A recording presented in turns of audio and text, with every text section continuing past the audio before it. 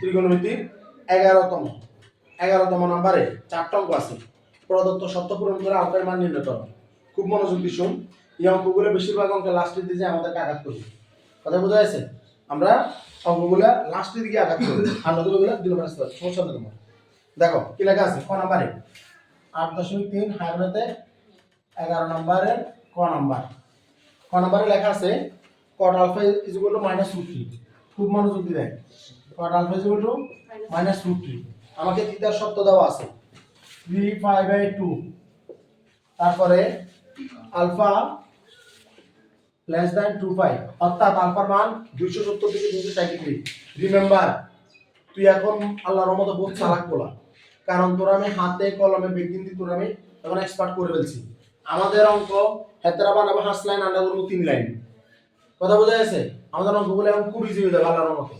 এই প্রথমে এখানে এটা আঁকি ফেল, তো 3π/2 হলো এখানে, তো 2π হলো এখানে, তাহলে আমাদের বাটল অফ ফিল্ড হলো যে এটা, আমরা এখানে কাজ করব।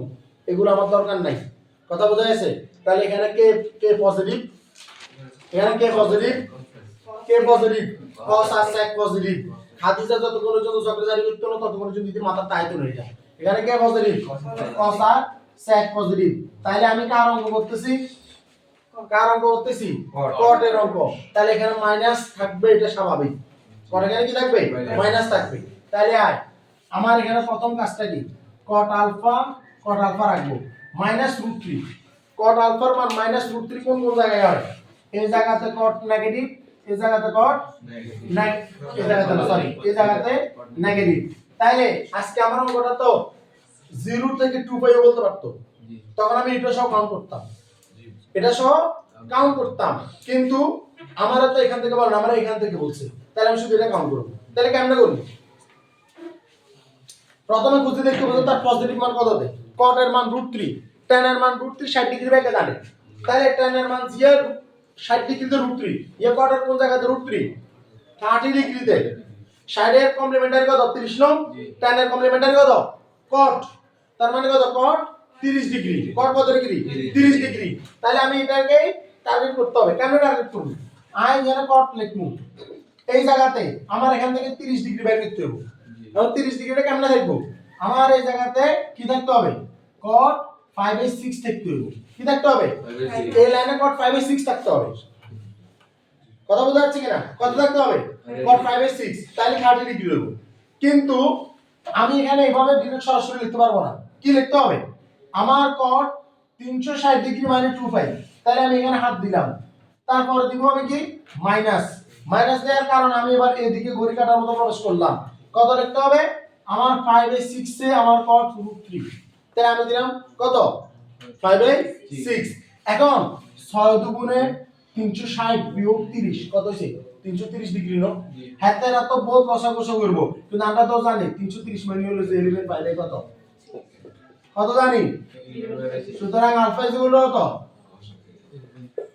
হাতের অঙ্কের आंसर কয়টা?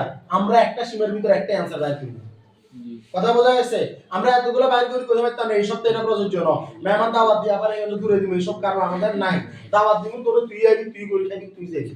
কথা কি ক্লিয়ার? বুঝা গেছে? অঙ্ক আমাদের এখানেই শেষ। কি করছি? কিছুই করি নাই। -√3 ফাইন্ড আউট করছি। প্রথমে √3 কত দেয় 30 ডিগ্রি, তারপরে কইছি যে cot এর নামটা চেঞ্জ হইতো না, তাহলে 270 দিলে চেঞ্জ হবে কারণ এটা 3π/2। 360 দিলে চেঞ্জ হইতো না কারণ এটা 2π মানে 5 হলে চেঞ্জ হয় না। তাহলে আমি 2π কে টার্গেট করলাম। 2π থেকে এবার আমি কি করব? যেহেতু আমার এটা ছোট, 2π থেকে 360 ডিগ্রি ছোট, তাহলে বিয়োগ করব। কত বিয়োগ করব? ওই 30 ডিগ্রি, এটা কারণ 30 ডিগ্রি আমার √3 দেয়। কথা বোঝা গেছে? তো √3 দিলে 360 এর 30 বিয়োগ দিই, তাহলে কত আমু 330। আমরা জানি 11 5/6 মানে 330, কারণ এখানে আমরা মুখস্থ করছিলাম আগে 11 29 ডিগ্রি 29 ডিগ্রি চাই তো মুখস্থ করেছি। তাহলে কি কর 7 গুণ 12 12 থেকে 1 গেলে এলিমেন্ট পাই। 7 গুণ 12 পাই, 12 থেকে 1 গেলে এলিমেন্ট পাই। পানি চলে আসুন 6। কত ক্লিয়ার? বুঝা গেছে না কেমনে করছি? এটা হলো আমাদের ক নাম্বার করছি, এটা হলো ক নাম্বার। এটাই থাক। ঠিক আছে? আসসালামু আলাইকুম ওয়া রাহমাতুল্লাহ।